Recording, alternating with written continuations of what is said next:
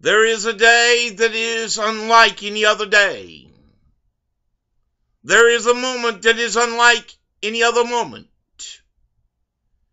Many years environmentalists have warned our country of the devastation that we bring to the environment by polluting it.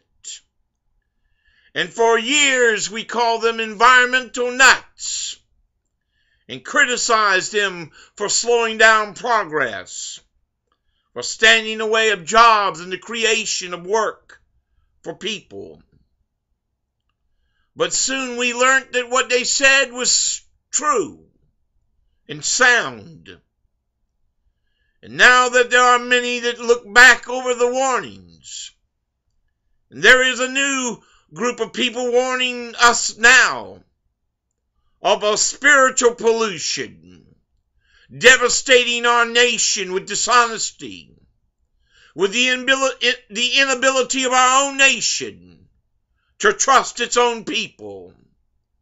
No nation, no democracy can endure when the power of the people is distrusted, when the sanctity of the individual is disrupted and destroyed. Here is a day that is unlike any other day, a moment of time when we see right before our eyes predictions that were made 30 years ago taking place. But somehow we forget that we were warned when they said that God was dead. Social scientists rose up and said that the belief of God is a belief in the internal part of a man, that if that belief is destroyed, that the United States would see law and order disappear, and mayhem and bizarre acts of violence take place. Because as man turns into his deeper self and denies the existence of God, we would see that force that is in man, that deeper evil, that once unreleased, continues to propagate itself, that even Jesus and even God in the Garden of Eden drove Adam and Eve out of the garden saying, "Let me drive you out, lest that you take of the tree of everlasting life, and sin be propagated in the world." For there is a reason for our destruction. There is a reason for death.